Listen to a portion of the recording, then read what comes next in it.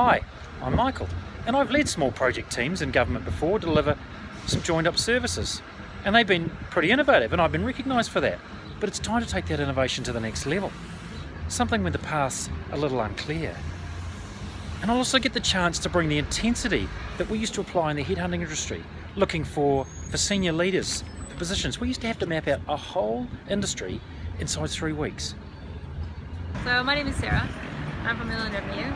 I come from actually a science background where I spent a lot of time problem solving, running experiments and testing ideas. In government I've worked in a lot of different roles which sound really disparate, but it turns out that my main skill set is being blade attacked. I'm the person who can go into any situation and figure out what to do next and then get it done. And that's what makes me great for this Accelerator initiative, because that's exactly what teams need. Hi, I'm Tui. I have a passion for people and helping them fulfill their potential.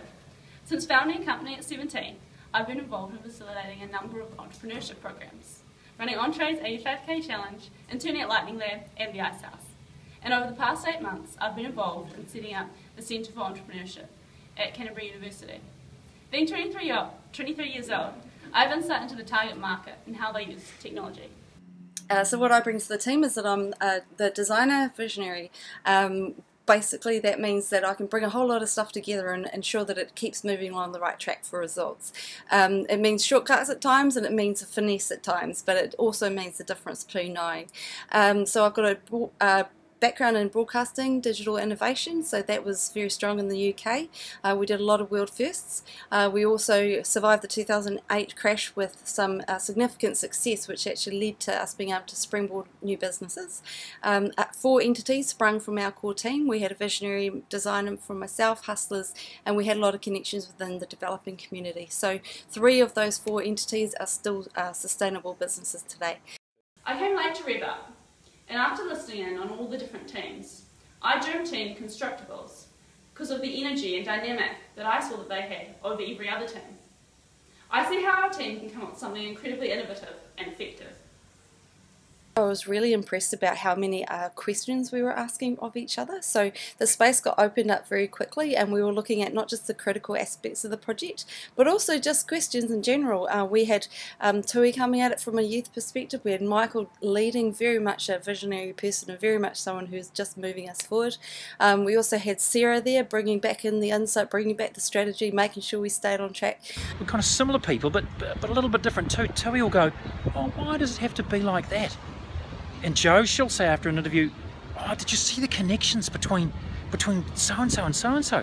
And then Sarah will say, yeah, that's all very well, but what are we going to do with that?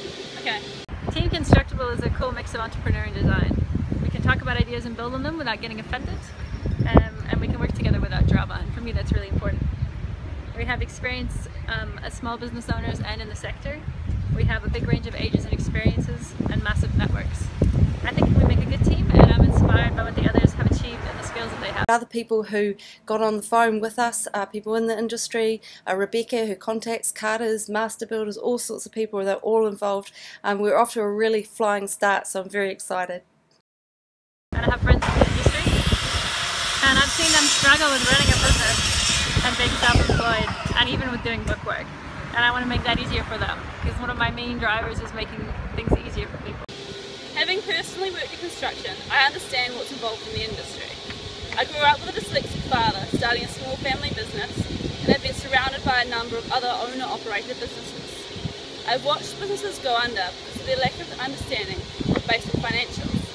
From this, I understand the difficulties of starting a small business and being a small guy at the coalface. I see the costs that these challenges bring to individuals, the industry and the New Zealand economy. So as you can see, this is something that I'm really passionate about solving. I'm really intrigued too about how the construction industry is really connecting to this idea of a collective city, and the idea that we aren't just individual contracts working towards creating something that's meant to come together at the end, but actually how we could be proactive in creating the living spaces for our future generations.